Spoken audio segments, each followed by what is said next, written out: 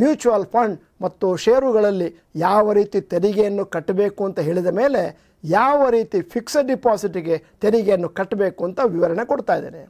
ನಿಮಗೆ ಫಿಕ್ಸಡ್ ಡಿಪಾಸಿಟಲ್ಲಿ ಲಾಭ ಬಂದರೆ ಆ ಲಾಭವನ್ನು ನಿಮ್ಮ ಈ ವರ್ಷದ ಆದಾಯ ಎಂದು ಪರಿಗಣಿಸಿ ನೀವು ಆದಾಯ ತೆರಿಗೆ ಯಾವ ಸ್ಲ್ಯಾಬ್ನಲ್ಲಿದ್ದೀರಿ ಅದರಂತೆ ಟ್ಯಾಕ್ಸ್ ಹಾಕ್ತಾರೆ. ನೀವು 5%, 10%, 20%, 30% ಟ್ಯಾಕ್ಸ್ ಲಾಭಲಿದ್ದರೆ ಅದರಂತೆ ಟ್ಯಾಕ್ಸನ್ನು ಕಟ್ ಮಾಡ್ತಾರೆ. ನಾನು ನೋಡಿದ ಹಾಗೆ ಭಾಳಷ್ಟು ಜನ 30% ತೆರಿಗೆಯ ಸ್ಲ್ಯಾಬ್ನಲ್ಲಿ ಇದ್ದದರಿಂದ 8%ಅಲ್ಲಿ 30% ತೆಗೆದಾಗ ಅಂದಾಜು 6.5ಕ್ಕಿಂತ ಕಮ್ಮಿ ಬರುತ್ತೆ ಪ್ರಾಫಿಟ್ಟು. ಮ್ಯೂಚುವಲ್ ಫಂಡ್, ಷೇರು ಮತ್ತು ಫಿಕ್ಸಡ್ ಡಿಪಾಸಿಟ್ನ ಆದಾಯ ತೆರಿಗೆ ಬಗ್ಗೆ ಒಂದಷ್ಟು ಮಾತಾಡಿದೆ. ಈಗ ನಾನು ರಿಯಲ್ ಎಸ್ಟೇಟಿಗೆ ಎಷ್ಟು ತೆರಿಗೆಯನ್ನು ಕಟ್ಟಬೇಕು ಅಂತ ಹೇಳ್ತಾ ಇದ್ದೇನೆ. ಅಕಸ್ಮಾತು ನೀವು ಯಾವುದೋ ಒಂದು ಆಸ್ತಿಯನ್ನು ಖರೀದಿ ಮಾಡಿ 2 ವರ್ಷದ ಮೇಲೆ ಮಾರಿದ್ರೆ ಅದಕ್ಕೆ ಲಾಂಗ್ ಟರ್ಮ್ ಕ್ಯಾಪಿಟಲ್ ಗೇನ್ ಅಂತ ಕರೀತಾರೆ. ಆವಾಗ ನೀವು 12.5% ಕಟ್ಟಬೇಕಾಗುತ್ತೆ ಬಂದ ಲಾಭಕ್ಕೆ.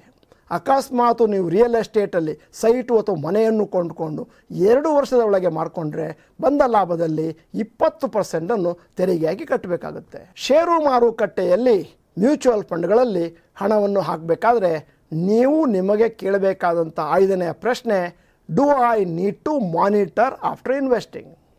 ನೀವೇನಾದರೂ ನಿಮ್ಮ ಹಣವನ್ನು ಫಿಕ್ಸಡ್ ಡಿಪಾಸಿಟಲ್ಲಿ ಅಥವಾ RDಯಲ್ಲಿ ಅಥವಾ ಪೋಸ್ಟ್ ಆಫೀಸಲ್ಲಿ ಅಥವಾ ಪ್ರಾವಿಡೆಂಟ್ ಫಂಡಲ್ಲಿ ಹಾಕಿದ್ರೆ ಅದನ್ನು ಆವಾಗ ಅವಲೋಕಿಸುವ ಅಗತ್ಯತೆ ಇಲ್ಲ, ಮಾನಿಟ್ರ್ ಮಾಡಬೇಕಾಗಿಲ್ಲ.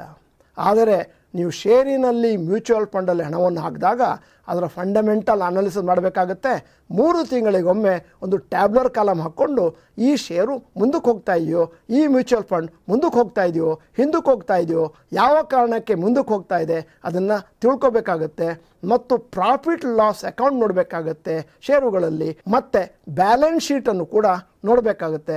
ಮ್ಯೂಚುವಲ್ ಫಂಡ್ ಆದರೆ ಯಾವ ಷೇರುಗಳಲ್ಲಿ ಇವರು ಹಣವನ್ನು ಹಾಕಿದ್ದಾರೆ ಅದನ್ನು ಕೂಡ ಅವಲೋಕನೆ ಮಾಡಬೇಕಾಗುತ್ತೆ. ಈ ರೀತಿ ನೀವು 3 ತಿಂಗಳಿಗೊಮ್ಮೆ 6 ತಿಂಗಳಿಗೊಮ್ಮೆ ನಿಮ್ಮ ಷೇರುಗಳನ್ನು ಮ್ಯೂಚುವಲ್ ಫಂಡ್ಗಳನ್ನು ಮಾನಿಟರ್ ಮಾಡಲಿಲ್ಲ ಅಂತಂದರೆ ಲಾಭದ ಬದಲಾಗಿ ಲಾಸ್ ಆಗುವಂಥ ಸಾಧ್ಯತೆಗಳು ಇದ್ದಾವೆ. ಇದೇ ರೀತಿ ನಾನು ರಿಯಲ್ ಎಸ್ಟೇಟ್ ಬಗ್ಗೆ ಬರ್ತಾ ಇದ್ದೇನೆ. ನೀವು ಒಂದು ಸೈಟನ್ನು ಕೊಂಡಿದ್ದೀರಿ, ಕನಿಷ್ಠ ಪಕ್ಷ 3 ತಿಂಗಳಿಗೊಮ್ಮೆ 6 ತಿಂಗಳಿಗೊಮ್ಮೆ ಆ ಸೈಟನ್ನು ನೋಡ್ಕೊಂಡು ಬರಬೇಕಾಗತ್ತೆ. ಇಲ್ಲದಿದ್ದರೆ ನೀವೇನಾದರೂ ಉಪೇಕ್ಷೆ ಮಾಡಿದ್ರೆ ಮುಂದಿನ ದಿನಗಳಲ್ಲಿ ಬೇರೆ ಯಾರೋ ಒಬ್ಬರು ಬಂದು ಅಲ್ಲಿ ಗುದ್ದಲಿ ಪೂಜೆ ಮಾಡುವಂಥ ಸಾಧ್ಯತೆಗಳು ಇದ್ದಾವೆ.